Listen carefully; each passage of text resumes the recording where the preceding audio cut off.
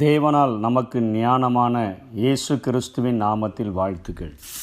யோபு 28 அதிகாரம் 28 யோபு இப்படியாய் சொல்கிறார்.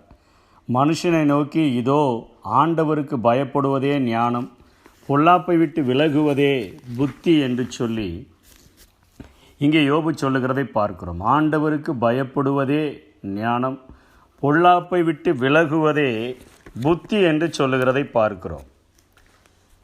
இன்றைக்கு உலகத்திலே மக்கள் தேடுகிறதெல்லாம் உலக ஞானத்தை அதிகமாக தாங்களும் தங்களுடைய பிள்ளைகளும் பெற்றுக்கொள்ள வேண்டும் என்கிறதிலே அத்தனை கரிசனை உள்ளவர்களாக, அத்தனையாய் முயற்சி எடுக்கிறவர்களாக, பிள்ளைகளுக்கு நல்ல படிப்பை கொடுத்து விட வேண்டும், அவர்களை நல்ல உயர்ந்த ஒரு நிலைமைக்கு படிப்பிலை கொண்டு வந்து விட வேண்டும்.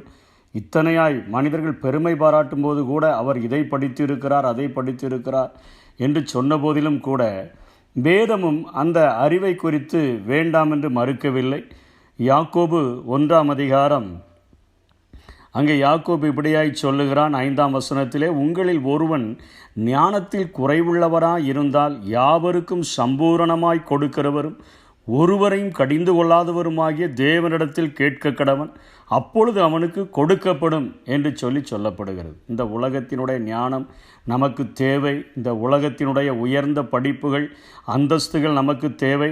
அவைகளை நாம் படிப்பதற்கும் அவைகளை புரிந்து கொள்வதற்கும் நமக்கு ஞானம் குறைவாயிருந்தால் யாவருக்கும் சம்பூரணமாய் கொடுக்கிறவரும் ஒருவரையும் கடிந்து கொள்ளாதவரும் ஆகிய தேவனிடத்தில் கேட்க கடவன், அப்பொழுது அவனுக்கு கொடுக்கப்படும் என்றெல்லாம் வேதம் சொன்ன போதிலும் கூட இங்கே யோபு ஒரு காரியத்தை அழுத்தம் திருத்தமாக சொல்லுகிறார். இவைகள் எல்லாவற்றிற்கும் மேலான ஒரு காரியம் இருக்கிறது. உலகத்தினுடைய எல்லா படிப்புகளை பார்க்கிலும் மேலான ஒரு புரிந்து கொள்ளுதலை குறித்து யோபு சொல்லுகிறான். ஆண்டவருக்கு பயப்படுகிறது தான் ஒரு மெய்யான ஞானம் என்று சொல்லுகிறான். பொல்லாப்பை விட்டு விலகுவது தான் ஒரு மெய்யான புத்தி என்று சொல்லுகிறதை பார்க்கிறோம். இன்றைக்கு அந்த படிப்போடு கூட நாம் இதனை புரிந்து கொண்டோம் என்று சொன்னால், இந்த வாழ்க்கைக்கு நம்மை அர்ப்பணிப்போம் என்று சொன்னால், ஆண்டவர் இந்த உலகத்தில் நம்மை சுடர்களைப் போல பிரகாசிக்க வைக்க முடியும்.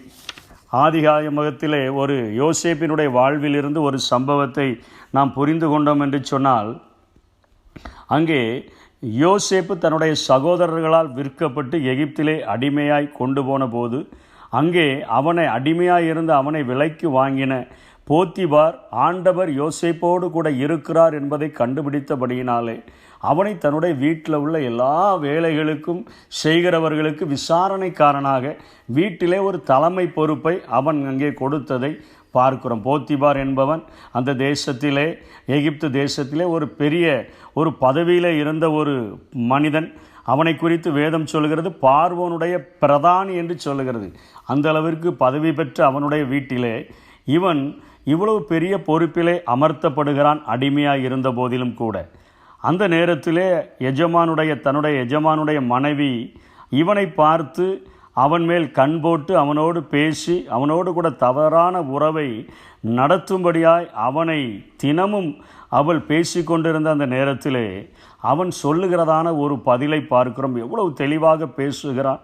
அவள் ஒரு நாளிலே அவனுடைய வஸ்திரத்தை இழுக்கக்கூடிய சூழ்நிலை உருவான போதிலும் அவள் பேசும்பொழுதே தொடக்கத்திலேயே சொல்லிவிடுகிறான், இந்த வீட்டிலே என்னிலும் பெரியவன் இல்லை, நீ அவருடைய மனைவியாக இருக்கிறபடியினால் உன்னை தவிர வேறொன்றையும் அவர் எனக்கு விலக்கி வைக்கவில்லை. இப்படி இருக்க நான் இத்தனை பெரிய பொல்லாங்குக்கு உடன்பட்டு தேவனுக்கு விரோதமாக பாவம் செய்வது எப்படி என்று சொல்லுகிறான்.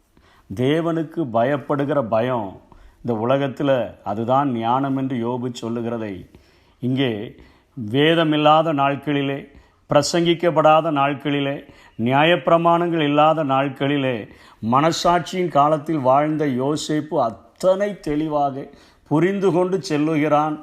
நான் தேவனுக்கு விரோதமாக இவ்வளோ பெரிய பொல்லாங்கை நான் செய்வது எப்படி? தேவனுக்கு விரோதமாக தேவனுக்கு பயப்படுகிற பயத்தை சொல்லிவிட்டு அந்த பொல்லாப்பை விட்டு அவன் விலகி போகிறான். புத்திமானாய் அங்கே நடந்து கொள்கிறதை பார்க்கிறோம்.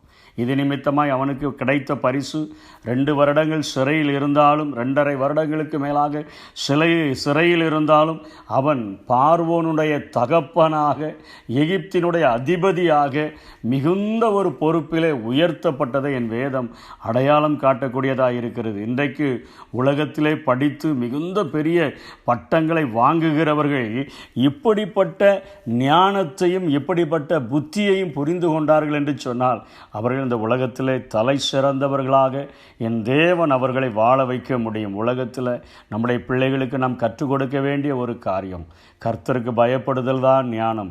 கர்த்தருக்கு பயப்படுதலே ஞானத்தின் ஆரம்பம் என்று சொல்லி இந்த உலகத்திலேயே சாலமோனை குறித்து ஆண்டவரே சாட்சி கொடுத்தார்.